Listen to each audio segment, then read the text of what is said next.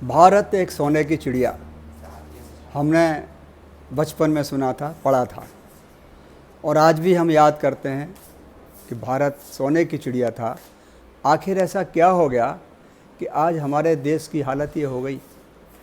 देश की हालत, आर्थिक हालत, देश की सामाजिक हालत कितनी गिर चुकी है, इसकी कल्पना भी नहीं की जा सकती थी। वैसे तो कोरोना वायरस के प्रकोप ने थोड़ा सा हमारे देश को पीछे ला दिया।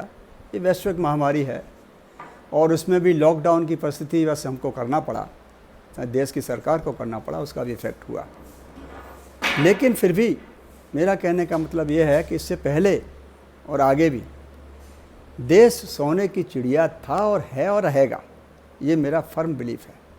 मैं ऐसा क्यों बोल रहा हूँ? मैं ऐसा इसीलिए बोल रहा हूँ कि उस सोने की चिड़िया के ऊपर देश के कुछ लोगों ने, कुछ घरानों ने कब्जा कर रखा है, अपने अंडर में रखा हुआ, अपने पिंजरे में बंद किया हुआ है। इसीलिए वह सोने की चिड़िया फड़फड़ा कर मर रही है बेचारी। वो बहुत बुरी हालत में है, वो उड़ नहीं पा रही है, वो दुनिया को देख नहीं पा रही है। मेरा कहने का मतलब यह है कि देश जो रसातल में जा रहा है आर्थिक के कारण, आर्थिक स्थिति के कारण, उसका कारण कोई और नहीं, हमारे अपने देशवासी हैं। हमारे अपने वो देशवासी, वो धनाढ्य, वो कॉरपोरेट घराने हैं जिन्होंने लाखों करोड़ की, अरबों की प्रॉपर्टी अपने पास बिना बात घर के करके रखी है। उस प्रॉपर्टी को अगर वो दूसरे देशों के कुछ लोग, बिल गेट्स जैसे लोग अपने समाज के काम में लगाते हैं, अगर ये भी इस देश के समाज के काम में लगाएं ईमानदारी से, तो आज देश की जो भुखमरी जैसी हालत है वो शायद ना होती। कमी हमारे उन धनाढ्य, उन कॉरपोरेट हाउसेस के ऊपर मैं लांछन लगा रहा हूँ, ये कह सकते हैं। हम में कमी है, हमारे देशवासियों में कमी है। देश के अंदर कोई कमी नहीं है। आज भी खनिज संपदा हमारे पास जितनी है वर्ल्ड में शायद किसी के पास नहीं है। मेरा कहने का मतलब है कि सोने की चिड़िया को जल्दी से जल्दी हमारे देश की सरकार और हमारे देश के लोग अपने सही रूप में देख पाएँ और कर पाएंगे तो हम फिर सुख समृद्धि की तरफ बढ़ जाएंगे। आइए हम कुछ बात करते हैं आज की जो देश की हालात है उसके ऊपर, समस्याओं के ऊपर। देश की समस्याएं आज एक नहीं अनेक हैं। शिक्षा से लेकर, जातिवाद से लेकर, धर्मांधता से लेकर, नौकरी से लेकर, रोजगार से लेकर, सारे क्षेत्रों की समस्याएं हैं। कोई कमी नहीं, जिधर आप देखें समस्या नज़र आती हैं। गरीबी अमीरी का जो हालत है किसी से छिपा नहीं है। उसका जो आंकड़ा है देखने में डर लगता है, क्या हो गया। तो ये सारी की सारी समस्याओं का हल भी हमारे देश के लोगों के पास, हमारे देश की सरकार के पास, खासकर सरकार की जिम्मेदारी होती है ये कि कौन बेईमानी कर रहा है, कौन भूखा मर रहा है, किसको क्या करने की ज़रूरत। ये दायित्व तो सरकार का है। मैं कहूँगा कि सरकार भी अपना दायित्व अच्छी तरह से नहीं निभा पा रही है। सरकार तो बिजी है अपने धंधे में, अपने राजनीतिक पार्टियाँ को अपना ऊपर बनाने में, रूल करने में। उनको कुछ लेना देना नहीं है देश की तरक्की, देश की आर्थिक स्थिति, देश की हालत। वो तो चाह रहे हैं कि ऐसे ही बना रहे तो हमारी राजनीतिक जो ताकत है, सत्ता है, बनी रहेंगी, चाहे वो किसी की भी सरकार हो। मैं किसी एक सरकार को ब्लेम नहीं कर रहा। इससे पहले जो भी सरकारें थी वो भी उतनी ही दोषी हैं, कमोबेश। किसी ने भी अपनी विल पावर नहीं दिखाई कि इस देश की तरक्की हो, देश के गरीब आदमी की तरक्की हो। देश के गरीब आदमी जो आज हालत जिनकी ख़राब है, भुखमरी के कगार पे हैं, सड़कों पर हैं, उनको 2 जून की रोटी नहीं है, उनके लिए किसी सरकार ने नहीं सोचा। कारनामे बहुत दिखाए, फाइलों में बहुत काम हुआ, पैसा बहुत खर्च किया, लेकिन ईमानदारी से खर्च किया, इसका आंकड़ा भी सरकार के पास है। समय समय पर बोलते हैं लेकिन उसका कोई इलाज नहीं है। क्यों? करप्शन ही इस तरह का है। व्याप्त भ्रष्टाचार की जो हालत है वो इतनी बुरी है कि कोई भी क्षेत्र उससे अछूता नहीं है। चाहे वो लेजिस्लेचर हो, चाहे वो ब्यूरोक्रेसी हो, चाहे वो जुडिशरी हो।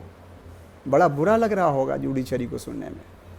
जुडिशरी के हालत भी जो समय समय पर हमारे जो जस्टिस लोग हैं, जो जुडिशरी के लोग हैं, कभी सर्विस में रहते, कभी सर्विस से बाहर रह के ज़रूर इस बात को बताते हैं कि सरकार की हालत ख़राब है, जुडिशरी की हालत ख़राब है।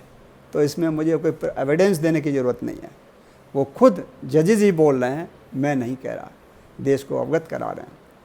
तो इस हालत के लिए, इससे उबरने के लिए जो भ्रष्टाचार रूपी दानव है उसको भी हम लोगों ने बना रखा है, पनपा रखा है, इसको भी दूर करने की ज़रूरत है। अब हम बात करते हैं कि देश में जो शिक्षा की हालत है, रोज़गार की हालत है, स्वास्थ्य की हालत है, इतनी ख़राब क्यों हुई? इतनी ख़राब होने के पीछे सिर्फ़ और सिर्फ एक कारण जो मुझे समझ में आता है, एक तो नीयत है ही सरकार की, दूसरी जो प्राइवेट पार्टनरशिप हो गया, यानी जो एलपीजी SEZ का जो शिकूफा आज से पहले की जो सरकार थी, हमारे मनमोहन सिंह जी की सरकार, कांग्रेस सरकार, उनके ज़माने में वो इस प्रोसेस को लाए थे, इस फिनोमिना को लाए थे कि इसके थ्रू हम बहुत जल्दी आगे बढ़ जाएंगे। इसमें कोई शक नहीं है कि बहुत तरक्की हुई उससे, लेकिन उसका बंदरगांठ बहुत बुरी तरह हो गया। उस तरक्की को देश के सही हित में नहीं लगाया गया, उस तरक्की को देश के संवैधानिक ढांचे को सही करने में नहीं लगाया गया, उस तरक्की को इस देश की जो सोशलिस्टिक पैटर्न की बात थी उसमें नहीं लगाया गया, उसको कैपिटलिज्म की तरफ धकेल दिया। यानी कैपिटलिस्ट लोग इस देश में अनाप शनाप धन संपदा करके इकट्ठा करके लॉर्ड बन गए और सोशलिज्म की धज्जियाँ उड़ा दी।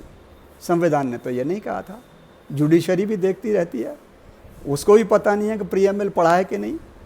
मेरे ख्याल से प्रीएम्बल तो ज़रूर पढ़ा होगा, क्योंकि वो कस्टोडियन है हमारे संविधान के। तो ये सब चीज़ें के ऊपर अगर अच्छी तरह से हम लोग देखभाल करके एक्शन लेंगे तो मेरे ख्याल से समस्याएं नहीं होंगी। समस्याओं का कारण ही है कि हम आँख मूंद लेते हैं, जो हो रहा है उसको होने दो, हमारा काम बनता रहे, स्वार्थ हमारा सबसे ऊपर है।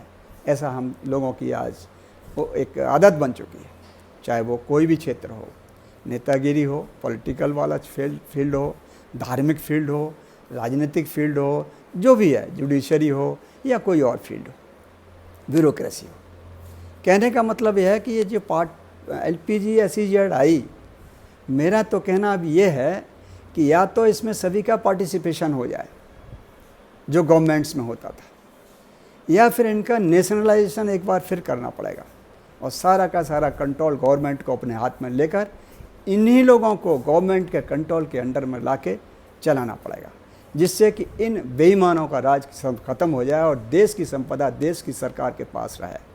लेकिन सरकार नहीं चाहती, विल पावर नहीं है, ये मुझे लग रहा है। पुराने 70 साल का जो इतिहास ये गवाह है कि इस देश की सरकार नहीं चाहती कि इस देश में समाजवाद आ जाए। वो तो पूंजीवाद को बढ़ावा देने में व्यस्त है, क्योंकि समाजवाद आ जाएगा तो फिर राजनीतिक जो रोटियां सेक रहे हैं आज, वो नहीं सीख पाएगी। पढ़े लिखे हो जाएंगे लोग, एम्प्लॉयमेंट हो जाएगा लोगों के पास। तो इसके लिए दोषी सरकार है पूरी तरीके से, और देशवासी भी कम नहीं है कि वो भी जब इलेक्शन आता है तो ये सब चीज़ें भूल जाते हैं जो उनके कल्याण की बातें हैं, जो संविधान की बदौलत उनको कल्याणकारी बातें बताई गई हैं, उनको पता ही नहीं है। वो तो सिर्फ और सिर्फ पार्टी को चुनने के लिए या फिर अपने नेताओं को आगे बढ़ाने, अपने समाज, अपने धर्म की बात करने में मशगूल हो जाते हैं और देश का कोई भला नहीं हो पाता। इसीलिए आज फिर मैं ये कहूँगा कि चाहे एग्रीकल्चर लैंड हो, चाहे नेचुरल रिसोर्सेज हों, चाहे इंडस्ट्रीज़ हों, चाहे कोई और इंस्टॉलेशंस हों और काम का सर्विसेज हों, इन सब के ऊपर सरकार का कंट्रोल बहुत ज़रूरी है। Nationalisation, for example, agriculture must be the state property. Cooperative basis of farming, जो फार्मिंग है वो करनी चाहिए, सब लोगों को एंगेज करना चाहिए। उसी तरीके से उन लोगों की सुरक्षा करनी चाहिए जैसे देश के दूसरे सरकारी विभागों में वर्कर की है। उनकी सारी इंश्योरेंस, मेडिकल, PF, उनकी वेजेस, उनका स्वास्थ्य, ये सब चीज़ की चिंता करनी चाहिए जैसे हम सरकारी विभाग में करते हैं। क्या वो देश के नागरिक नहीं है? इस चीज़ को भी हमें सोचना पड़ेगा। इसीलिए मैं कहता हूँ कि नेशनलाइजेशन हो, देश अच्छी तरीके से संविधान के दायरे में चले, तभी इस देश की तरक्की हो सकती है। इसके साथ साथ एक बात और मैं कहना चाहता हूँ। कई साल पहले मैंने एक DNA न्यूज़ जी न्यूज़ का एक प्रोग्राम सुधीर चौधरी के द्वारा होता था, अभी भी होता रहता है और भी चैनल करते रहते हैं। तो उसने एक बार बोला था कि इस देश में मंदिरों के पास अकूत संपदा है, सोना चांदी भंडार इतना है, लाखों लाखों करोड़ का। उस प्रॉपर्टी से वो एक डेड मनी के रूप में पड़ा हुआ है। उस प्रॉपर्टी से हम चाहें तो इस देश को कई साल तक खिला सकते हैं। इस देश का हर क्षेत्र तरक्की कर सकता है। इस देश में कोई कमी नहीं रह सकती है। उस लिहाज से मैं बोल रहा हूँ कि देश आज भी सोने की चिड़िया है। ज़रूरत है विल पावर की, हमारी नीयत और नीति की, कि हम ऐसी विल पावर क्रिएट करें कि देश को वाकई सोने की चिड़िया बनाएं। तो बन सकता है, लेकिन बनाना नहीं चाहते ना, क्योंकि हमको नहीं चाहिए कि लोग खुशहाल रहें, हमको चाहिए लोग गुलाम रहें। और जब गुलाम रहेंगे तो हमारी सत्ता कायम रहेगी। इसीलिए इस पर एक बार फिर विचार करें। मैं देशवासियों से एक आग्रह कर रहूँगा इस समय कि इस कोरोना की और लॉकडाउन की पोजीशन से कुछ तो सबक लीजिए। हमारे मंदिर मस्जिद गुरुद्वारे अपना अपना काम कर रहे हैं, लेकिन काम स्वास्थ्य विभाग ही आ रहा है। कानून व्यवस्था के जो पुलिस हमारी है वो आ रही है, स्वास्थ्य के लोग आ रहे हैं। ध्यान करिए, पढ़ाई लिखाई में पैसा इन्वेस्ट करिए, एजुकेशन में लगाइए, रोजगार में लगाइए, स्वास्थ्य में लगाइए, एनवायरनमेंट में लगाइए। इन सब चीज़ों में पैसे का सही इस्तेमाल करिए। आलतू फालतू के जो हम प्रोग्राम करते हैं कि आज हम इतने हज़ार करोड़ का एक सेंट्रल विस्ता की बात आ रही है, हास्यास्पद बात है। किस तरफ जा रहे हैं हम लोग, समझ में नहीं आता। एक तरफ लोगों को खाने को नहीं है, एक तरफ लोगों को जाने के लिए कोई साधन नहीं है, लोगों की हालत ख़राब है, और हम लोग लेविशली इसका उपयोग कर रहे हैं। अरे भाई थोड़ा बैठ के कर लेते, थोड़ा बाद में कर लेते। अब बुरा लग रहा होगा, कोई बात नहीं, मेरा कहने का फ़र्ज़ था, मैंने कह दिया। धन्यवाद।